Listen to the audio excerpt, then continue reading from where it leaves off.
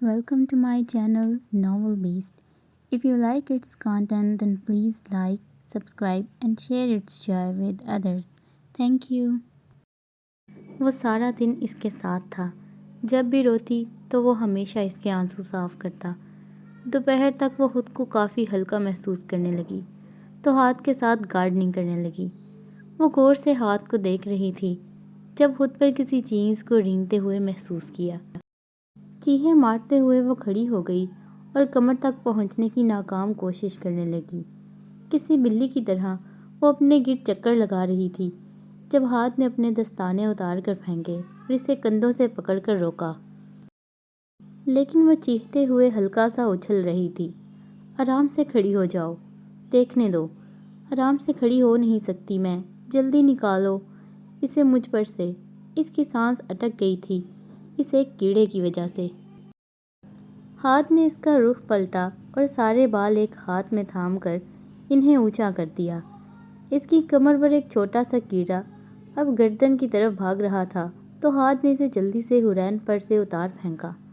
وہ بھاگتی ہوئی وہاں سے 2 فٹ دور جا کھڑی ہوئی اور دونوں ہاتھوں کو توڑی کے نیچے دیے کانپنے لگی. اس کے لیے وہ چھوٹا سا کیڑا کسی سانپ کے برابر تھا. ہاتھ نے اسے اپنے شوز کے نیچے کچل دیا تو وہ ایک بار تو بری طرح کپکپائی لیکن پھر تھوڑا بہتر محسوس کرنے لگی. مجھے نہیں کرنی گارڈننگ، میں کچھ کھانے کو لاتی ہوں سوزی سے کہہ کر وہ اپنے بالوں میں ہاتھ پھیرتی انہیں چیک کرتے ہوئے کہنے لگی تو ہاتھ نے اسے پکڑ کر قریب کیا اور اپنے حصار میں لے لیا. چھوڑو مجھے، وہ گھاس کو دیکھتے ہوئے کہنے لگی. وہ چھوٹا سا کیڑا تمہیں کچھ نہیں کہتا. حرین نے ڈرامائی طور پر سانس لیا تھا اور آنکھیں پھیلا لیں. چھوٹا سا؟ وہ اتنا بڑا تھا اور مجھے کاٹ لیتا. کپکپاتے ہوئے اس کا جواب آیا تھا. تم سے بڑا تو نہیں تھا، وہ اسے چومتے ہوئے کہنے لگا تو حرین اپنے چہرے میں گرماہٹ محسوس کرنے لگی. وہ اس کی پکڑ میں مچلنے لگی. اسے یوں مچلتا دیکھ کر ہاتھ نے اپنا چہرہ اس کی گردن میں چھپا لیا. وہ سوزی نہیں آئے گی. حرین نے اس کی حرکتوں سے گھبراتے اپنا خشک حلق تر کیا. مجھے بھوک، وہ جملہ مکمل کرتی اس سے پہلے ہاتھ نے اپنا چہرہ اٹھا لیا. حرین نے اس کی نظروں کی تاب نہ لا پائی تو نظریں جھکا لیں. لیکن ہاتھ نے اسے آزاد کر دیا تو وہ دروازے کی طرف بھاگی. حرین، اس کی آواز پر وہ پلٹی تھی. اپنی بھوک اچھے سے ختم کر کے آنا. اس کی بات پر حرین کو حلق میں کچھ اٹکتا ہوا محسوس ہوا. جی، وہ سہارا لیتی وہاں سے چلی گئی تو ہاتھ پھر سے اپنے کام میں مصروف ہو گیا. اگلی صبح وہ جاگی تو ہاتھ صوفے پر بیٹھا اسے ہی دیکھ رہا تھا. اسے جاگتے دیکھ کر وہ حرین کے پاس آ بیٹھا اور اس کے بالوں کو تھام لیا. پھر اس کے چہرے کو سہلا کر سائڈ ٹیبل سے اپنی گھڑی اٹھا کر پہننے لگا. حرین نے بامشکل اپنی جمائی روکی تو وہ مسکرا پڑا. امارا آ گئی ہے. اچھا، ماریا کیسی ہے؟ اس کی فکر نہیں کرو، وہ خود کو سنبھال لیتی ہے. ہاتھ نے سکون سے جواب دیا تو وہ اسے دیکھنے لگی. عجیب ہی رشتہ تھا ان دونوں کا. شاید وہ دونوں عجیب تھے اس لیے. کیا ہم ماریا سے ملنے جائیں گے؟ وہ ہونٹ دانتوں تلے لیتے پوچھنے لگی. ہاں، لیکن کچھ دنوں تک. میں کافی مصروف ہوں اس کے بعد، اور میں آفس جا رہا ہوں. لیکن تم ٹھیک سے ناشتہ کرا، میں امارا سے خبر لیتا رہوں گا. وہ اس کی پیشانی چوم کر اٹھ گیا. اور ہاں، وہ دروازے کے پاس جا کر پلٹا تھا. میری واپسی سے پہلے اپنی بھوک کو ختم کر لینا. وہ آنکھوں میں تپش لیے کہنے لگا تو حرین کمبل مزید کھینچ کر رہ گئی. وہ تو اسے ٹھیک سے اپنے ماں باپ کا افسوس بھی نہیں کرنے دیتا. اس کے جانے کے بعد وہ فریش ہوئی اور پھر کچن میں چلی گئی. ہمارا سے مل کر کافی خوشی تھی. ماریا اب کیسی ہے؟ وہ کافی بہتر ہے، فکر کی بات نہیں، بس ذرا سا مسل پل ہو گیا تھا. وہ اپنے محسوس انداز میں بتانے لگی. ویسے مجھے سوزی نے بتایا حاج صاحب نے آپ کے لیے دوبارہ چلی بنائی. کیسی لگی آپ کو؟ وہ مسکراتے ہوئے پوچھنے لگی تو حرین بھی مسکرا پڑی. اچھی تھی، اتنی اچھی کہ انہوں نے حاج صاحب کے لیے بھی نہیں چھوڑی. سوزی سے تنگ کرنے کے انداز میں کہنے لگی. وہ پہلے سے کافی بدل گئی تھی. حرین اپنے ندیدے پن پر کھلکھلا کر ہنسنے لگی۔ ایک کے بعد ایک کام میں وہ اور احتشام صبح سے مصروف تھے۔ وہ ابھی بھی ایک اہم فائل ریڈ کر رہا تھا جب اسے گودام کے مینیجر کی کال آئی۔ ہاں صاحب، گودام میں آگ لگ گئی ہے۔ وہ شخص بوکھلایا ہوا تھا۔ کیا؟ ہاتھ نے فون پر اپنی پکڑ مضبوط کری۔ پتہ نہیں کیسے اچانک آگ لگ گئی۔ میں نے فائر بریگیڈ کو فون کیا ہے لیکن آگ بہت شدید ہے۔ ٹھیک ہے، وہاں سب کو باہر نکالو، میں پہنچ رہا ہوں۔ وہ کار کیز اٹھاتا وہاں سے چل دیا۔ احتشام نے جب اسے آفس سے تیزی سے نکلتے دیکھا تو وہ بھی سامنے والے آفس سے نکل آیا۔ کیا ہوا؟ اسے لگا شاید فواد کی کوئی خبر آئی ہو۔ گودام میں آگ لگ گئی ہے۔ ناممکن۔ ہاتھ، یہ بات ناممکنات میں سے ہے۔ وہاں کا سیکیورٹی سسٹم میں نے خود ڈیزائن کیا ہے۔ وہ ہاتھ سے بات کرتا اب اس کے ساتھ کار میں بیٹھ رہا تھا۔ اسی لیے میں وہاں جانا چاہتا ہوں کیونکہ یہ آگ جان بوجھ کر لگائی گئی ہے۔ اگلے ہی لمحے اس کی گاڑی تیزی سے پارکنگ ایریا سے نکلی۔ ان تینوں نے ناشتہ مل کر کیا تھا اور امارا کے پاس واپس آ جانے سے وہ اچھا محسوس کر رہی تھی۔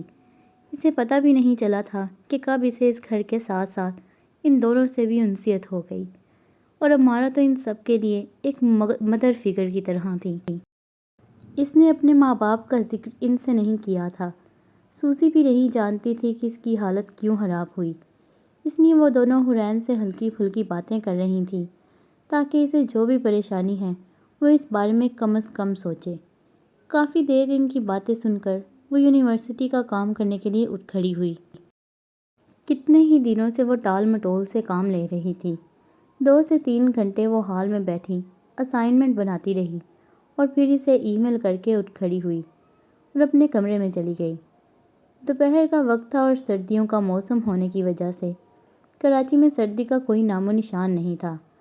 ناصر اندرونی گیٹ کے باہر کھڑا اپنی ڈیوٹی دے رہا تھا جب کوئی ڈیلیوری وین بیرونی دروازے کے باہر کھڑی ہوئی۔ اس وین پر کسی پیزا کمپنی کا نام پینٹ تھا۔ ڈرائیونگ سیٹ سے ایک شخص ہاتھ میں ڈبہ لے کر وین سے نکلا اور بیرونی گیٹ سے اندر آ گیا، پھر ناصر کے سامنے آ کھڑا ہوا۔ سر، یہ آپ کی پیزا کی ڈیلیوری۔ پیزا؟ اسے تو کسی نے نہیں بتایا تھا کہ کوئی پیزا منگوایا گیا ہے۔ ہو سکتا ہے حرین صاحبہ نے منگوایا ہو اور بتانا بھول گئی ہوں۔ یہ سوچ کر اس نے پیزا باکس پکڑا اور اسے کھول کر چیک کرنے لگا۔ ٹھیک ہے، کیا چارجز ہیں اس کے؟ وہ شخص قیمت بتانے لگا تو ناصر نے پیزا باکس ایک طرف رکھ دیا اور والیٹ سے پیسے نکال کر دینے لگا۔ وہ شخص پیسے پکڑ کر پلٹ گیا اور بیرونی گیٹ کی طرف بڑھ گیا۔ ویلا خوبصورت جارجین سٹائل سے بنائے ہونے کے ساتھ بے حد محفوظ اور مضبوط تھا۔ اس کا اندرونی گیٹ اتنا مضبوط تھا کہ کسی بھاری میزائل سے ہی کھولا جا سکتا تھا۔ تبھی ہاتھ نے وہاں صرف ایک انسان کو ہی پہرے کے طور پر رکھا تھا۔ ویسے بھی اس کی رہائش کی طرف کبھی کوئی آنکھ اٹھا کر نہ دیکھ پاتا۔ اس کے لیے پاگل ہونا لازمی تھا، اور زیادہ پہرا ہمیشہ دوسروں کو متوجہ کرتا ہے۔ جب وہ اندرونی گیٹ سے دور ہو گیا تو ناصر پاسورڈ دے کر اسے کھولنے لگا۔ پیزا باکس پکڑے ابھی اس نے ایک قدم ہی اندر رکھا تھا جب کہیں سے گولی آ کر اس کی کمر میں لگی۔ تکلیف سے اس کے ہاتھ سے پیزا باکس چھوٹ کر گر گیا اور وہ دوسری طرف پلٹا۔ وین کے اندر سے کئی لوگ اسلحہ تھامے ہوئے نکل رہے تھے اور بیرونی گیٹ سے اندر داخل ہوئے۔ ناصر خود کو رستے سے ہٹا کر اندرونی گیٹ دوبارہ لاک کرنے لگا۔ جب اسی پیزا ڈیلیور کرنے والے نے اس کے ایک سینے پر گولی چلانی چاہی، لیکن ناصر نے اپنی گن نکال کر اس پر 2 فائر کیے اور وہ شخص زمین بوس ہو گیا۔ لیکن تب تک باقی کے لوگ اس کے بہت قریب آ چکے تھے۔ ناصر نے اندھا دھند فائرنگ سٹارٹ کر دی اور 3 مزید لوگ مار گرائے، لیکن اس کا سینہ بھی گولیوں سے چھلنی ہو چکا تھا۔ اگر وہ مضبوط جسم کا نہ ہوتا تو کب کا ڈھیر ہو چکا ہوتا۔ وہ گیٹ کا ہینڈل تھامے گھٹنوں کے بل گرا۔ اندر امارا اور سوزی جو کہ کچن میں مصروف تھیں گولیوں کی آواز پر خوف زدہ ہو گئیں۔ سوزی تو رونے لگی اور اس کا رنگ پیلا پڑنے لگا۔ اسے وہ دن یاد آ گیا جب کامران کے محل میں اس کی بولی لگی تھی۔ امارا نے خود کو سنبھالا اور اس کی بازو سے کھینچتی ہوئی کچن پینٹری لے گئی۔ اس کا دروازہ بند کیا اور ایک کونے سے سامان ہٹانے لگی۔ سوزی بری طرح سے رو رہی تھی۔ سوزی ہوش میں آؤ، میری مدد کرو۔ امارا کے جھنجھوڑنے پر وہ ہوش میں آئی تو اس کی مدد کرنے لگی۔ وہاں زمین میں ایک خفیہ دروازہ بنا تھا۔ امارا نے گلے میں پہنی چابی سے اس کا تالا کھولا اور سوزی کو وہاں موجود سیڑھیوں سے اتارنے کا کہا۔ جلدی کرو سوزی، یہ راستہ محفوظ مقام پر لے جائے گا۔ امارا اس کے پیچھے سیڑھیاں اترنے لگی، لیکن کچھ یاد آنے پر رک گئی۔ کئی لوگ ناصر کے وجود کو دھکا دے کر اندر داخل ہونے لگے تو ناصر نے ایک کی ٹانگ کو تھام لیا اور آخری قوت کا استعمال کرتے ہوئے چلانے لگا، حورین صاحبہ بھاگ جائیں یہاں سے۔ اگلی گولی اس کی پیشانی پر لگی تھی اور وہ جان سے ہاتھ دھو بیٹھا۔ حورین جو کمرے میں بیٹھی اپنی ماں کی تصویریں دیکھ رہی تھی، کسی آواز پر چونکی۔ وہ کاؤنٹ سے اٹھتی ہوئی کمرے سے نکل کر ساتھ اٹیچ سٹنگ ایریا میں آ گئی۔ وہ کچھ سمجھ نہیں پا رہی تھی کہ یہ کس چیز کی آوازیں ہیں۔ امارا جلدی کریں، آپ رک کیوں گئی ہیں؟ حورین صاحبہ اپنے کمرے میں ہیں، میں انہیں لینے جا رہی ہوں، تم جلدی جاؤ۔ امارا مجھے ڈر لگ رہا ہے، سوزی گھبراتے ہوئے کہنے لگی۔ تم جاؤ، میں انہیں لے کر تمہارے پیچھے آ رہی ہوں، جلدی کرو۔ وہ اسے ہدایت دے کر دروازہ بند کرنے لگی اور پھر پینٹری کے دروازے کی طرف بھاگی۔ ناصر پوری کوشش کر رہا تھا لیکن وہ اکیلا تھا۔ اچانک اس کی آواز گونجی، وہ چلاتے ہوئے حورین کو بھاگ جانے کا کہہ رہا تھا۔ وہ جلدی سے بھاگتی سیڑھیاں چڑھنے لگی۔ اس کے کمرے کا دروازہ کھلا تو حورین سامنے ہی کھڑی تھی۔ اس کا رنگ فک ہو گیا تھا۔ امارا، یہ کیا ہو رہا ہے؟ خوف کا عنصر اس کی آواز میں واضح تھا۔ جلدی کرے حورین صاحبہ، میرے پیچھے آئیے۔ وہ اسے تلقین کرتی دوبارہ دروازے کی طرف بھاگی۔